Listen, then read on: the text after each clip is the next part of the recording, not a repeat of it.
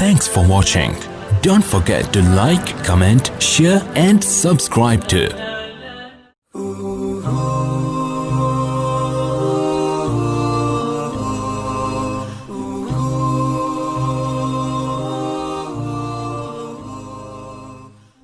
الحمد لله نحمده ونستعينه ونستغفره ونؤمن به ونتوكل عليه ونعوذ بالله من شرور أنفسنا ومن سيئات أعمالنا من يهده الله فلا مضل له ومن يضلل فلا هادي له ونشهد أن لا إله إلا الله وحده لا شريك له ونشهد أن سيدنا ومولانا محمدا عبده ورسوله أما بعد فأعوذ بالله من الشيطان الرجيم بسم الله الرحمن الرحيم فلما قضى زيد منها وطرا زوجناكها لكي لا يكون على المؤمنين حرج في أزواج أدعيائهم إذا قضوا منهن وطرا وكان أمر الله مفعولا صدق الله العظيم. میرے عزیز دوستوں، محترم بزرگوں، رسول اللہ صلی اللہ علیہ وسلم کی مبارک معطر زندگی پڑھتے ہوئے ہماری تقریباً 35 درس ہو چکے ہیں۔ ہم پہنچے تھے غزوہ احزاب تک اور پھر 4 درس جو ہے وہ ہوئے تھے اسلام میں فقہ اسلامی، اسلامی قانون کیسے بنا اور کیسے اس میں 4 مذاہب بنے، اور ہم عوام کے لیے کرنے کی بات کیا ہے کہ فقہ میں توسع بھی ہے، اختلاف بھی ہے، اختلاف کی صورت میں ہم اپنے بڑوں کی بات مانیں اور دوسروں پر اعتراض نہ کریں۔ اور یہ بات بھی آئی تھی کہ اسلامی فقہ دنیا کے دوسرے قوانین سے بہت زیادہ پھیلی ہوئی ہے اور بہت زیادہ تفصیلی ہے، اور دنیا کے ہر مسئلے کا حل اس کے اندر اللہ نے ہمارے لیے شریعت کی روشنی میں رکھا ہے۔ ہماری ذمہ داری یہ ہے کہ ہم مستند مفتیان کرام اور علماء سے مسئلہ پوچھ کر اپنی زندگی میں اس میں عمل کریں اور زیادہ اختلافی مسائل اور جھگڑوں میں نہ پڑیں، کیونکہ شریعت میں بہت وسعت ہے۔ بعض دفعہ 3-4 رائے ساری صحیح ہوتی ہیں، تو اس میں زیادہ وہ کرنے کی ضرورت نہیں ہے۔ اب غزوہ احزاب کے بعد ہمارے سامنے جو قصے ہیں 2 ہیں۔ ایک حضرت زینب بنت جہش رضی اللہ تعالیٰ عنہ سے رسول اللہ کی شادی، اس میں بڑی تفصیل ہے، آج اس پر بات کریں گے۔ اس کے ساتھ دوسرا قصہ جو ہے وہ فرضیت حجاب کا ہے کہ 5ویں ہجری میں حجاب یعنی پردہ فرض ہوا ہے، اس سے پہلے پردہ فرض نہیں تھا۔ تو یہ جو حضرت زینب بنت جہش رضی اللہ تعالیٰ عنہ سے شادی کا قصہ ہے، یہ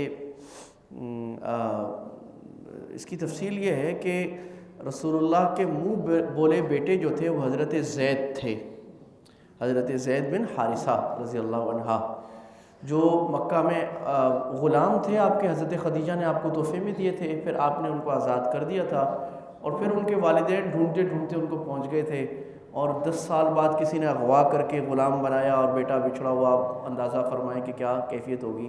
انہوں نے کہا بیٹا ہم تمہیں لینے آ گئے، چلو ہمارے ساتھ۔ تو رسول اللہ کو کہا آپ اس کو چھوڑ دیں۔ آپ نے کہا میں نے تو نہیں پکڑا ہوا، آپ اس سے پوچھ لو، جانا چاہتا ہے چلا جائے۔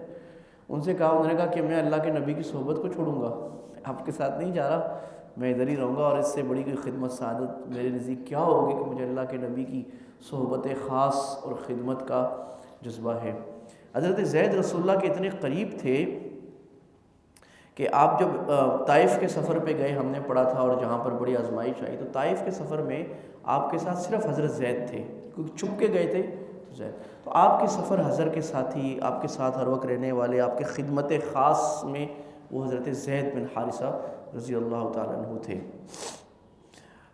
حضرت زید کی شادی نہیں ہوئی تھی، تو ان کی شادی کرانی تھی۔ اب زید غلام خاندان کے تھے۔ اب آپ یہ دیکھیں کہ ایک قبائلی سیٹ اپ ہے نا عرب کا، اس طرح ہمارے سندھ کے اندر کا، یا خاص طور پہ KPK کے قبائلی سیٹ اپ، تو قبائلی سیٹ اپ میں ذات پات چیزیں کافی زیادہ ہوتی ہیں۔ یہ اونچی برادری اس سے نیچے برادری سے، ایک برادری دوسری برادری میں شادی نہیں کرتی کہ بھئی ہم تو اعلیٰ برادری کے ہیں، ہم تو جیٹھ ہیں، ہم تو چودھری ہیں، ہم تو آقا خیل ہیں، ہم تو معصوم زئی ہیں، فلاں ہیں، کچھ نہ کچھ۔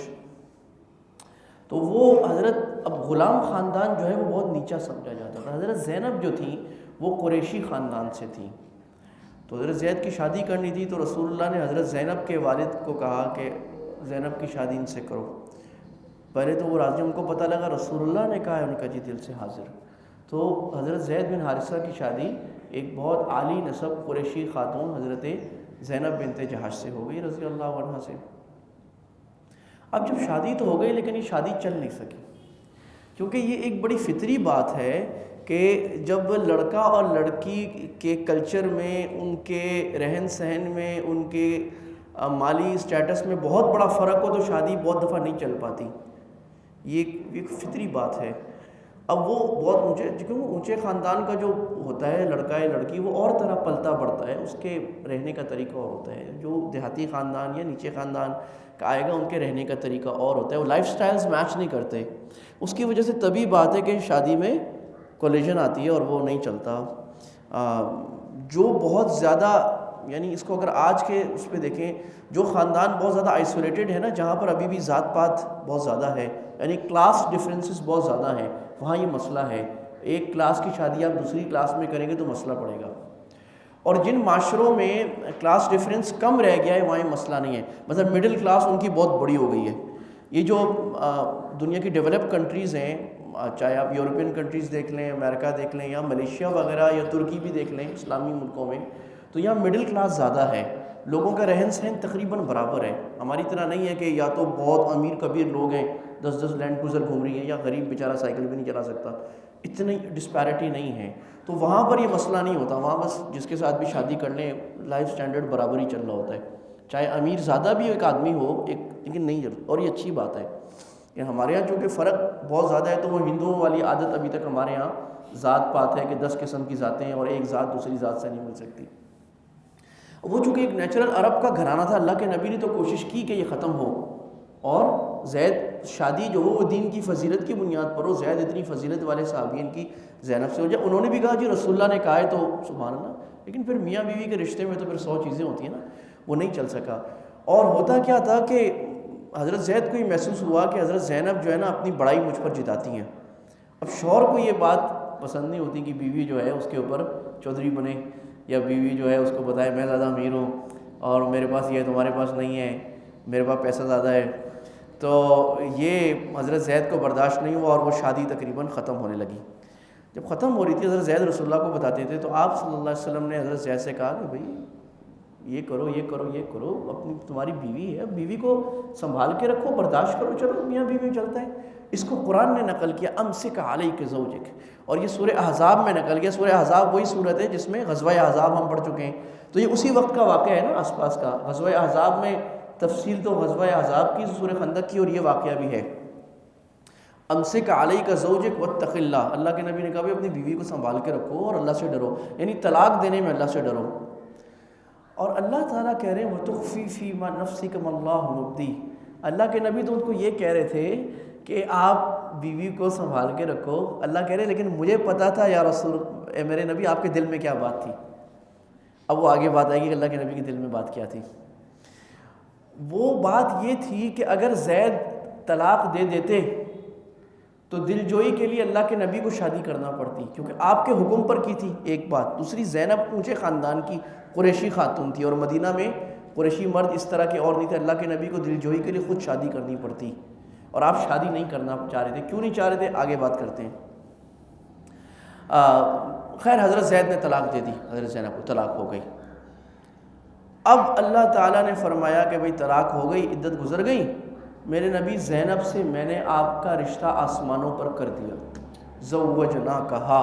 یہ دنیا میں ایک شادی ہے پوری دنیا میں جو آسمانوں پر ہو، اس کا نکاح نہیں پڑھایا گیا، اللہ نے رشتہ کیا ہے، قاضی اللہ بنے ہیں اور اللہ نے رشتہ کرا کے گرو کرا کے اللہ نے کہا چلو یہ شادی تو ہو گئی۔ اب اللہ کے نبی صلی اللہ علیہ وسلم پر بہت بھاری گزرا۔ بھاری کیوں گزرا اب یہ سمجھیں۔ زید جو تھے وہ اللہ کے نبی کے منہ بولے بیٹے تھے، آپ نے منہ بولا بیٹا بنا لیا تھا ان کو آزاد کر کے، اور گویا کہ بیٹے ایک طرح سے، تو بیٹے کی بیوی بہو ہوتی ہے، اب بہو سے کوئی شادی تھوڑی کر سکتا۔ تو عربوں میں منہ بولے بیٹے کو ایسے سمجھتے تھے جیسے حقیقی بیٹا ہے، سارا معاملات وراثت کے سارا وہ بیٹا ہی ہے۔ تو اب ظاہر ہے کوئی بہو سے شادی کرے وہ تو بہت بڑی آر کی بات ہے، کسی دین میں بھی جائز نہیں ہے، تو وہ ایسا سمجھا جاتا۔ اگرچہ اسلام میں یہ نہیں تھا لیکن تو آپ صلی اللہ علیہ وسلم ذرا چاہ رہے تھے کوئی اور حل ہو جائے، ورنہ میرے اوپر اتنا لوگ تانے دیں گے، اعتراض کریں گے، دیکھو جی اپنی بہو سے شادی کر لی، اور پھر طرح طرح کے اعتراض اللہ بچائے ہوتے ہیں۔ تو آپ صلی اللہ علیہ وسلم اس سے چاہ رہے تھے نہ ہو، تو اللہ کہہ رہے تھے میرے نبی آپ تو نہیں چاہ رہے، میں چاہ رہا ہوں ہو جائے، میں نے نکاح کر دیا۔ لِكَيْ لَا يَكُونَ عَلَى الْمُؤْمِنِينَ حَرَجٌ، تاکہ مسلمانوں پہ آئندہ حرج نہ رہے اپنے منہ بولے بیٹے کی بیوی سے شادی کرنے کے لیے، اور یہ بات طے ہو جائے کہ رشتے کا حکم وہ ہوتا ہے جو اللہ نے طے کیا، آپ کے رشتہ بنانے سے رشتہ نہیں بنتا۔ چنانچہ سورہ احزاب کے شروع میں اللہ نے فرمایا کہ ایک آدمی کے دل میں سینے میں دو دل جمع نہیں ہو سکتے، اور منہ بولا بیٹا جو ہے وہ حقیقی بیٹا نہیں ہوتا، وہ منہ بولا بیٹا ہے، اس کی بیوی محرم ہوتی ہے، محرم نہیں ہوتی، سے پردہ ہوتا ہے، وہ سسر اور بہو کا رشتہ قائم نہیں ہوتا۔ اگر منہ بولے بیٹے کے طلاق دینے کے بعد ان کا وہ جو منہ بولا باپ ہے وہ شادی کرنا چاہے تو کر سکتا ہے۔ تو اللہ نے شادی کرائی اور اعتراض بھی ہوئے، لیکن اس سے یہ رسم بد ختم ہو گئی۔ یہاں مقصد کیا ہے کہ اس بات کو اتنی اہمیت اللہ سبحانہ و تعالیٰ نے قرآن میں کیوں دی؟ اہمیت یہ دی کہ دیکھو معاشرے میں دو تین باتیں ہوتی ہیں۔ اسلام ہم نے بات کی 3-4 جمعوں میں، شریعت ایک نیا دین، ایک نیا طریقہ ہے جس نے پرانے رسوم و رواج کو پرانے ختم کیا۔ اللہ تعالیٰ نے ہمارے لیے شریعت کو چنا ہے اور فرمایا یہ تمہارا دین ہے، یہ تمہارا کلچر ہے، یہ تمہاری سویلائزیشن، تمہاری شادی، تمہاری غمی، تمہاری کاروبار، تمہارا رہنا، تمہاری عبادت، سارا اب اسلام کی روشنی میں ہونا چاہیے۔ اسلام کے علاوہ کوئی اور تہذیب، کوئی اور کلچر، کوئی اور طریقہ اگر تم نے اپنایا ہوا ہے جو اسلام کے مخالف ہے، اس کو اٹھا کر پھینک دو، اور تمہیں خالص ایک طرف ہونا ہوگا، مخلص بننا ہوگا۔ یہ نہیں کہ یہ کام بھی کرو، اس کو بھی راضی کرو، اس کو بھی راضی کرو۔ اگر برادری کوئی ایسی بات کر رہی ہے جو اللہ کے حکم کے خلاف ہے، برادری کو چھوڑنا ہوگا۔ اگر برادری کے رسوم و رواج کسی ایسی بات کا تقاضا کرتے ہیں جو اللہ کی مرضی کے خلاف ہے، تو ایک کام چن لو، یا برادری کو لے لو یا اللہ کو لے لو۔ برادری کو لوگے تو اللہ نہیں ملے گا، اور اگر اللہ کو لینا پھر برادری کی رسم چھوڑنی پڑے گی جو غلط رسم ہے۔ تو یہ چونکہ عربوں میں ایک دھسی ہوئی رسم تھی کہ منہ بولا بیٹا حقیقی بیٹا ہوتا ہے، اللہ کو اس رسم کو توڑوانا تھا۔ توڑوانے کا کوئی طریقہ اور نہیں تھا کہ اللہ کے نبی توڑیں تو پھر باقیوں کے لیے راستہ ہموار ہو کے رسم ٹوٹنے والا کام بن جائے۔ اور آپ یہ اندازہ فرمائیں کہ بری رسم توڑنا کتنا مشکل ہوتا ہے کہ اللہ کے نبی بھی ہچکچا رہے ہیں، آپ بھی چاہ رہے ہیں کہ کوئی اور طریقہ ہو جائے، اور آپ زید کو کہہ رہے ہیں اتق اللہ، وہی ڈرو، اللہ سے طلاق نہیں دو، پکڑ کے بیٹھو، اور اللہ کہہ رہے ہیں مجھے پتہ ہے آپ نے دل میں، میرے نبی آپ کے دل میں یہ بات ہے کہ مجھے شادی کرنی پڑے گی اور آپ شادی نہیں کرنا چاہ رہے، لیکن میں اللہ چاہ رہا ہوں کہ ہو جائے اور اللہ کا حکم غالب ہو جائے، تو اللہ نے کرا دی۔ تو دیکھیں ایک ہوتی ہے بدعت۔ بدعت تو ہوتا ہے دین میں کوئی نیا کام، اب سمجھیں، جیسے اذان کے ساتھ آپ مستقل صلاۃ والسلام کہیں زور زور سے، تو اذان کے ساتھ صلاۃ والسلام کہنا تو دین میں نہیں ہے، اذان تو دین کی چیز ہے نا، تو نہ صحابہ نے کہی، نہ حضرت بلال نے کہی، نہ خیر القرون میں، تو بدعت ہو گئی۔ آپ کسی کی وفات ہو جائے اور آپ کہیں 3 دن تک کھانا پکایا جائے گا، 7 دن تک کھانا پکایا جائے گا، تو یہ بدعت ہے 40 میں، کیونکہ میت پہ کھانا کھلانا تو سنت نہیں، یہ رسم ہے، غلط بدعت ہے، غلط طریقہ ہے۔ آپ کسی کوئی آدمی مر گیا، کوئی بزرگ، اس کی برسیاں منائیں، عرس بنائیں اس کے مزار پہ جا کے، تو یہ بدعت ہے، کیونکہ آپ جو عرس بنا رہے ہیں دین سمجھ کے بنا رہے ہیں نا، کہ بھی بزرگ تھے، ہم ان کا دین بنائیں گے، ان کا مزار بنائیں گے، ہر سال عرس کریں گے، تو یہ حرام ہے، بدعت ہے، کیونکہ عرس بنانا ہوتا تو اللہ کے نبی کا ہوتا، اللہ کے نبی نے فرمایا تھا میری قبر کو عرس نہ بنانا، میری قبر پہ میلے نہ بنانا، یہ آپ کی آخری وصیت تھی رسول اللہ صلی اللہ علیہ وسلم کی۔ تو دین میں کوئی نئی بات، اسلام کے نام پر کسی بات کو ثواب کہنا جو ثواب نہیں ہے وہ حرام ہے، وہ بدعت ہے۔ دوسری چیز ہوتی ہے رسم۔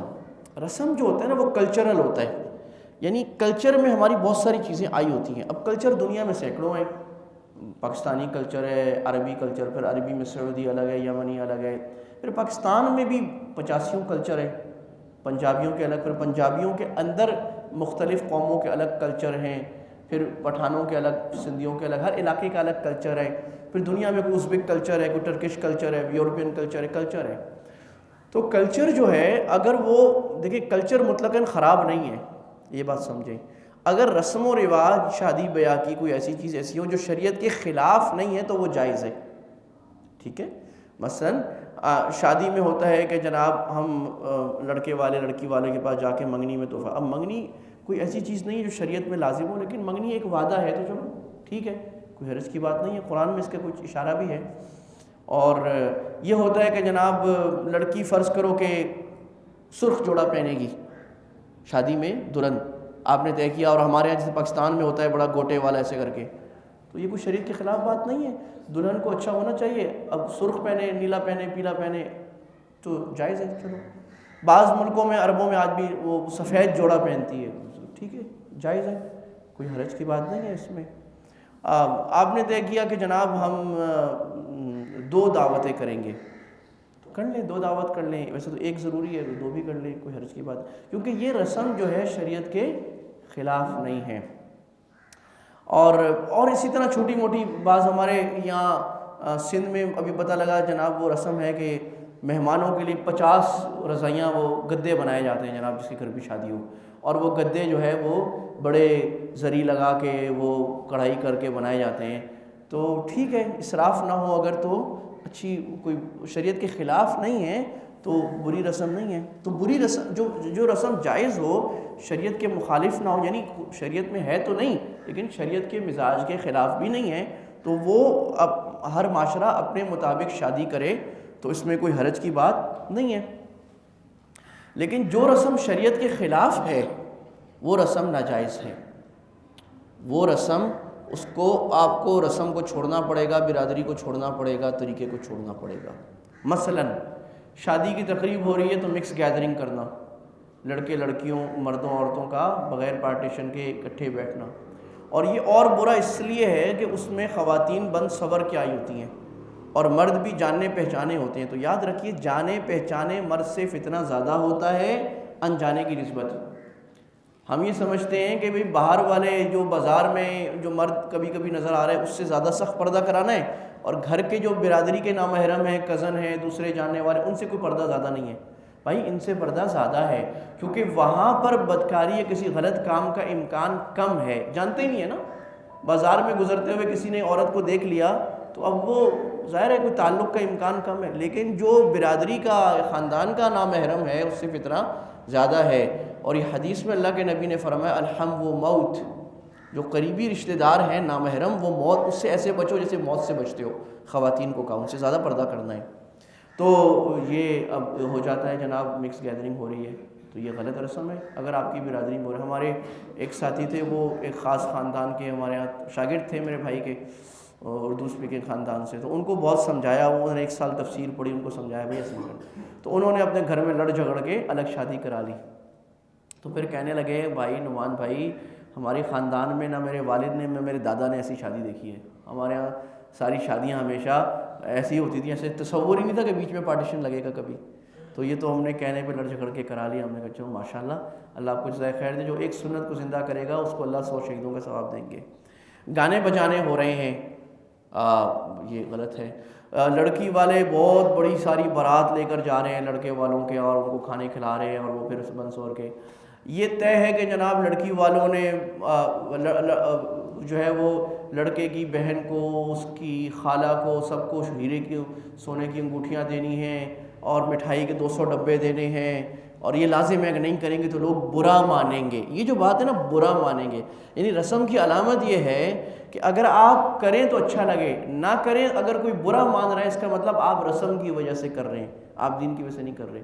لوگ کیا کہیں گے؟ اور اس میں خواتین زیادہ مسئلہ کرتی ہیں، وہ کہتی ہیں تمہیں پتہ نہیں آج کل ریٹ چلتا ہے کہ جناب منگنی ہوئی تو لڑکی والے جو ہے وہ لڑکے کو 5 لاکھ دیں گے، 10 لاکھ، تو خواتین کہتی ہیں وہ اگر مرد شوہر کہے بھائی بھائی چلو لاکھ روپے دے دیتے ہیں، دینا بھی ہے تو ویسے تو یہ دینا ہی غلط ہے، بھی کیوں دیں گے، کیوں دیا جائے، یہ کیا طریقہ ہے شریعت میں؟ آگے بات عرض کرتا ہوں۔ لیکن وہ خواتین کہتی ہیں آپ کو پتہ نہیں فلانی کے فلانے نے جو ہے نا وہ 5 لاکھ دیے تھے، فلانی کے فلانے نے 10 لاکھ دیے، فلانی کے فلانے نے 7 لاکھ دیے تھے، آپ 1 لاکھ دیں گے کتنا برا لگے گا، اس کے ہاتھ میں رکھ دو آپ جا کے ضرور۔ فلسفہ کیا ہے کہ شریعت نے لڑکی والوں پر کوئی خرچہ رکھا نہیں ہے، سارا خرچہ جو رکھا ہے وہ لڑکے پر رکھا ہے، کیونکہ لڑکی والے میں تو لڑکی اپنے ماں باپ کو چھوڑ کر جا رہی ہے، بھائیوں کو چھوڑ کر جا رہی ہے، اپنے پیاروں کو چھوڑ کر جا رہی ہے، وہ بیچاری پر ویسی قربانیاں ہیں، یہاں تک کہ دعوت بھی جو رکھی ہے ولیمے کی وہ لڑکے والوں پر رکھی ہے، سنت دعوت وہی ہے۔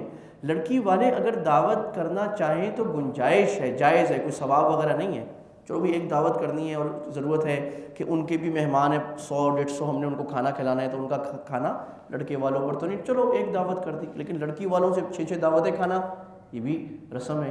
آپ کیوں کھلا رہے ہیں؟ ٹیسٹ اس کا کیا ہے؟ انہیں نہیں کرو تو کیا بولے گا، اسے برا لگے گا، معاشرہ کیا کہے گا، لوگ باتیں کریں گے۔ اس کا مطلب یہ رسم میں کر رہے ہیں اور یہ شریعت کے خلاف مزاج ہے کہ آپ لوگوں کی باتوں کے لیے کر رہے ہو، آپ اللہ کی رضا کے لیے نہیں کر رہے۔ اور اس طرح کی مختلف قسم کی شادی پر رسومات زیادہ ہوتی ہیں، اس قسم یہ کرنا ہے، یہ کرنا ہے، اور وہ کپڑوں، اسی لیے ہم دیکھتے ہیں کہ شادی میں باپ جو ہوتا ہے لڑکی کا، وہ بیچارہ کتنے سال کماتا رہتا ہے اور کہتے ہیں میں نے اپنی بیٹی کی شادی کرنی ہے، کر دیتے کہتے ہیں الحمدللہ میں نے بیٹی کی شادی کے فرض سے سبکدوش ہو گئے۔ لوگ حج نہیں کرتے کہ بیٹی کی شادی کرنی ہے، یہ ہندوانہ رسم ہے۔ ہندوؤں میں یہ ہوتا ہے کہ وہ جب بیٹی پیدا ہو گئی تو بس وہ ساری زندگی اس کو کمانا ہے، اور وہ باپ جتنا بھی کمال کر لے لڑکے والوں نے اعتراض ہی کرنا ہے، تم نے تو یہ نہیں کیا، تم نے یہ نہیں کیا، تم نے یہ نہیں کیا، رسم ہے۔ اور یہ رسم اصل میں عرب کے جاہلی معاشرے سے نکلی ہے، یعنی یہ یہاں سے نہیں نکلی، عرب کے جاہلی معاشرے میں ہم نے پڑھا نا قرآن مجید میں کہ جب کسی کی لڑکی ہو جاتی تو اللہ نے فرمایا کہ اس کا چہرہ سیاہ ہو جاتا، وَهُوَ كَظِيمٌ، اور غصے میں ہوتا، يَتَوَارَى مِنَ الْقَوْمِ مِنْ سُوءِ مَا بُشِّرَ بِهِ، اور سارا دن لوگوں سے منہ چھپاتا پھرتا، اس کو جو خوشخبری دی ہوتی لڑکی اس پر کہ کوئی کسی کو پتہ نہ لگ جائے میری لڑکی پیدا ہوئی ہے۔ کیوں؟ کیونکہ وہ کہتا داماد کا منہ دیکھنا پڑے گا، وہ کہتا اتنا خرچہ کرنا پڑے گا، اور لڑکیوں کو اس لیے زندہ دفن کرتے تھے ہم پر یہ عیب نہ لگے کہ ہماری لڑکی ہے۔ اسلام نے عورت کو عزت دی، اسلام نے عورت کو مقام دیا، اسلام نے عورت کو حیثیت دی، اس کو اللہ کی بندی بنایا، اس کو ماں کا رشتہ دیا، اس کو بہن کا رشتہ دیا، اس کو بیٹی کا رشتہ دیا، اس کو دنیا کا سب سے معزز ترین رشتہ ماں کا عورت کو ملا ہے، مرد کو نہیں ملا۔ باپ کی عزت بیٹے کو کہا ہے ماں کی عزت باپ سے 3 گنا زیادہ ہے، اس کا احترام ہے، یہ شریعت نے دیا۔ تو یہ جو رسومات ہیں یہ اصل میں عورت کے حق میں خراب ہیں، یہ عورت کو خطاب کرتی ہیں، عورت کو برباد کرتی ہیں۔ ہمارے یہاں ایک بڑا مسئلہ ہو گیا کہ شریعت نے جو عورت کو مرتبہ دی ہے وہ تو ہم نے دینا نہیں ہے، اور پھر مغرب سے جو آ رہا ہے کہ عورت کی بے پردگی اور بے حیائی اور آزادی اور باہر گھومے اور سارا کرے، یہ ہمارے معاشرے میں پرچایا جا رہا ہے کہ بھی یہ عورت کی آزادی ہے، عورت کو حق دینے کا یہ طریقہ ہے۔ عورت کو حق دینے کا طریقہ لازم ہے، عورت کو حق دینا ضروری ہے، لیکن عورت کو وہ حق دینا جو اس کو فطری تقاضا جو اللہ نے بتایا ہے، وہ نہیں جو ہمیں NGOs کی آنٹیاں بتا رہی ہیں، یا جو یورپ سے چل کے آ رہا ہے، یا جو اقوام متحدہ سے چل کے آ رہا ہے، یا جو وومن امپاورمنٹ کے اداروں سے چل کے آ رہا ہے کہ عورت کو مرد کے برابر کرو، یا فیمنسٹ نظریات بتا رہے ہیں کہ عورت مرد سے اوپر ہے اور عورت کو طلاق کا حق ہے اور عورت کی جیسے چاہو کرو اور میرا جسم میری مرضی ہو، جیسے میں چاہوں ویسے کرو، یہ تو غلط حل ہے اس کا۔ تو یہ رسومات ہو گئی شادی میں جو، تو آج ہم طے کر لیں بھائی ہم یہ رسومات نہیں کریں گے، کیونکہ ہم نے آج پڑھا ہے کہ اللہ نے اپنے نبی سے رسم توڑوائی، ہم رسم نہیں کریں گے۔ اور جب آپ یہ شادی کریں گے تو وہ برکت والی ہوگی، حدیث میں آتا ہے شادی جتنی سادی ہوگی اتنی برکت والی ہوگی۔ ہماری شادی میں تکلفات زیادہ ہوتے ہیں، اتنا پہلے سے پریشانی، یہ ہال وہ ہال، شہر کا مہنگا ترین ہال بک کراؤ، وہ مل نہیں رہا، 4 مہینے پہلے آپ بکنگ کراؤ، پھر اس میں ڈیکوریشن، پھر یہ پھر وہ، پھر 1000 قسم کی چیزیں، پھر لڑکے، پھر آخر میں کرا کر بھی لوگ ناراض ہو کے جاتے ہیں۔ میں اکثر شادیوں میں دیکھتا ہوں، باہر نکل رہا ہوتا ہوں تو مرد یا اکثر خواتین، ہمیں تو آئس کریم نہیں ملی، 40 ڈشیں ہوتی ہیں شادی میں، ہمیں تو آئس کریم نہیں ملی، ہمیں تو یہ نہیں ملا، وہ سالن پھیکا تھا، وہ جو باقی 30 ڈشیں تھیں ان کی بات نہیں ہوتی۔ کوئی یہ نہیں کہتا کہ بھئی ماشاءاللہ اللہ برکت دے، دعا دے کے جائیں بھئی اللہ آپ کے بچوں کی زندگی میں برکت دے، بھئی بہت مزہ آیا، بھئی آپ نے بہت اعلیٰ انتظام کیا، بھئی ماشاءاللہ اللہ برکت دے، الحمدللہ اللہ تعالیٰ اس میں نہیں، باتیں ہی کر کے جائیں گے لوگ، خوش کوئی نہیں ہوتا۔ اگر آپ مخلوق کو راضی کرنا چاہیں، اللہ کی قسم کوئی الٹا لٹک جائے مخلوق راضی نہیں ہوگی، یاد رکھو۔ اور اللہ کو راضی کرنا چاہیں تو یوں راضی ہوتا ہے، اللہ بہانے ڈھونڈ رہا ہے مجھے راضی کرو، ہم کر دیں۔ ہم ایک بالش چلتے ہیں اللہ ہاتھ چل کے آتا ہے، ہم ہاتھ چل کے آتے ہیں اللہ ہاتھیں کھول کے یوں، اللہ کہتا ہے اتیتہ باعا، میں ایسے آتا ہوں، ایسے یوں، آ جاؤ میرا بندہ، آ جاؤ میرا بندہ، میرا بندہ تو ایسے آئے گا نا چل کے، اللہ کہتے ہیں میں دوڑ کے تجھے آ کے پکڑتا ہوں، جیسے ماں اپنے بچے کو دوڑ کے پکڑتی ہے۔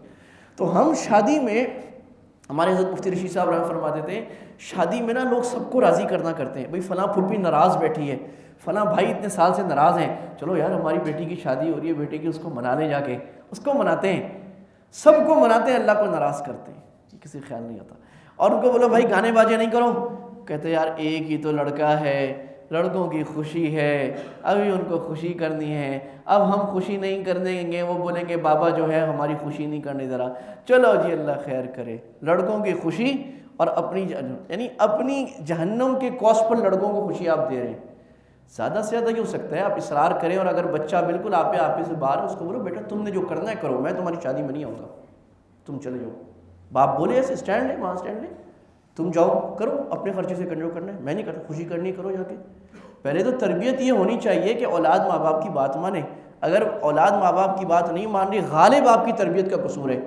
آپ نے اولاد 10 سال تک آپ نے اس کا خیال نہیں کیا، اب آپ کو خیال آ رہا ہے، اب آپ کو وہی تو مجھے منہ چڑھ کر بول رہا ہے، بدتمیزی کر رہے ہیں، تو پہلے آپ نے اس کو اخلاق کہاں سکھائے، اللہ کے نبی کی سنتیں کہاں سکھائیں، حیا کہاں سکھائی، شرم کہاں سکھائی، ادب و احترام کہاں سکھایا آپ نے اس کو، چھوٹے کا ادب بڑے کا ادب کہاں سکھایا آپ نے اس کو۔ اسی طرح میت میں بھی رسمیں ہوتی ہیں بہت ساری، مثلا میت میں کھانا کھلانا یہ رسم ہے، یہ رسم بد ہے۔ شریعت نے میت میں یہ رکھا ہے کہ آپ جائیں، اللہ کے نبی نے فرمایا مختصر بات، عیادت بھی اور تعزیت بھی، مختصر، لمبا لمبا نہیں بیٹھنا، مریض کے پاس مختصر بات کر کے تسلی دے کے چلے جاؤ۔ آپ نے تعزیت کرنے جانا ہے بھائی، جنازے پہ جائیں، اور جنازے میں جیسے ہی جنازہ اٹھے سیدھا جا کے قبر لے جا کے دفن کرنا، تاخیر نہیں کرنا۔ جنازوں میں تاخیر کرنا یہ رسم بد ہے۔ سنت کے مطابق 10 لوگ بھی جنازے میں شامل ہو جائیں، یہ زیادہ اچھا ہے کہ آپ 2 دن جنازے کو روک کے رکھیں اور 1000 لوگ شامل کریں، وہ بے برکتی ہوگی تو قبولیت کے لیے۔ میت تو کہتی جلدی لے جاؤ، پھر اس کے بعد میت کے گھر میں جناب دعوتیں اڑی ہو رہی ہیں۔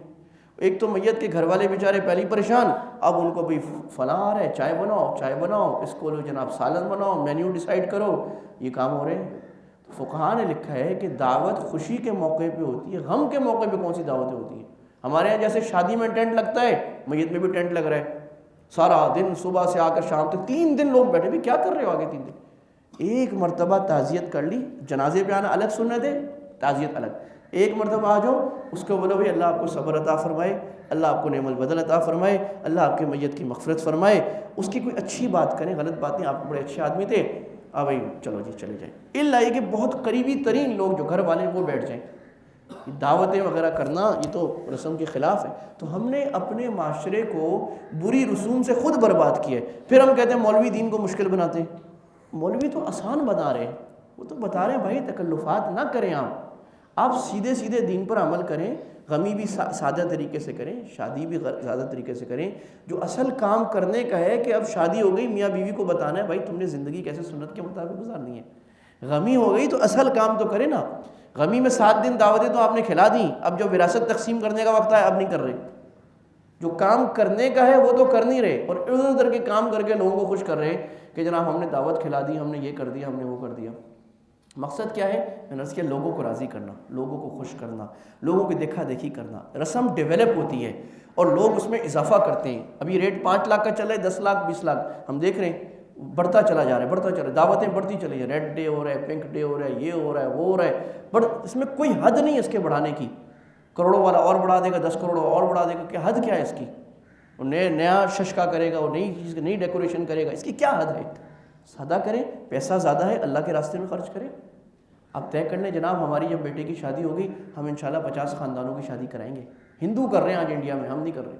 بھئی ہمارے یہاں بیٹی کی شادی ہوگی، اس خوشی میں مدرسوں میں اتنا صدقہ دیں گے، ہسپتالوں میں اتنا صدقہ دیں گے، غریبوں کو کھانا کھلائیں گے۔ آپ نے فرمایا شر ولیمہ وہ ہے جہاں امیروں کو بلایا جائے، غریبوں کو نہ ملایا جائے۔ ہمارے ولیمے دیکھ لیں، ایک دعوت پہ 50 لاکھ کا خرچہ ہوتا ہے، ابھی تو کروڑوں کے خرچے ہو رہے ہیں۔ تو وہ جو 50 لاکھ خرچہ کرنے والے غریبوں کو کتنا کھلاتے ہیں، نیک لوگوں کو کتنا کھلاتے ہیں؟ ہمارے یہاں ماشاءاللہ بہت سارے خاندانوں میں الحمدللہ یہ رواج ہے، وہ کوشش کرتے ہیں ہماری شادیوں کی دعوتوں میں نیک لوگ آیا کریں، علماء آیا کریں، علماء کو بلاتے ہیں، ان کو احترام سے بٹھاتے ہیں، کبھی برکت ان کے آنے سے ہوگی، نیک لوگ ہمارا کھانا کھائیں گے تو برکت ہوگی۔ تو بھئی ہم نے آج یہ بات سیکھ لی کہ ہم نے جب رسوم و رواج کو چھوڑنا ہے، چاہے خوشی کی ہوں، غمی کی ہوں، کسی اور وقت کی ہوں، اور ہم نے اللہ کے دین کو آگے رکھ کے چلنا ہے۔ اس کا طریقہ یہ ہے جب شادی ہو رہی ہو، غمی ہو رہی ہو، ہم نے کسی عالم سے، کسی مفتی صاحب سے پوچھنا ہے کہ جناب ہمارے بیٹے کی شادی ہے یا فلاں میت ہو گئی ہے، آپ ہمیں بتائیں سنت طریقہ کیا ہے، ہم سنت طریقے پہ کریں گے۔ جس لڑکے کی شادی ہو رہی ہے اپنے والدین کو بتا دے بھئی میری شادی سنت کے مطابق کرنی ہے، بھئی میں نے کوئی غلط کام نہیں کرنا، میں نہیں تو میں نہیں کر رہا، ناراض ہو جاؤں گا، میری شادی ہے، میں جیسے کہہ رہا ہوں ویسے ہی سنت کے مطابق کرنا ہے علماء سے پوچھ کے. لیکن میں یہ عرض کروں آخر میں، شادی کا شریعت کا مقصد یہ نہیں کہ آپ خوشی نہ کریں، یہ مقصد نہیں ہے. خوشی کی تو اجازت ہے، اللہ کے نبی نے خود کہا خوشی کرو، نغمے بھی پڑھو جائز حدود میں، کچھ تھوڑے سے لوگ بھیجو بھی، دف بھی بجا لو ہلکا سا، اور حد میں جا کے یہ سارا بتایا آپ نے. خوشی کرنے کا، خوشی کے نام پہ اللہ کو ناراض نہ کریں، مقصد یہ جائز خوشی ہو. غمی کا طریقہ ہے تو غمی سے منع تو نہیں کیا، غم تو تبھی ہے. غم کو جائز طریقے سے کرنا، ناجائز طریقے سے نہ کرنا. آپ کی زندگی کا کوئی اور اچھا موقع ہے، اس میں شریعت نے آپ کو بہت ساری جائز طریقے حدود کے اندر بتائے ہیں خوشی کرنے کے. اب وہ طریقہ کریں، ناجائز طریقہ نہ کریں. اللہ تعالی ہمیں سمجھ اور عمل کی توفیق عطا فرمائے. وما علینا الا البلاغ وآخر دعوانا الحمد للہ رب العالمین. Thanks for watching. Don't forget to like, comment, share and subscribe to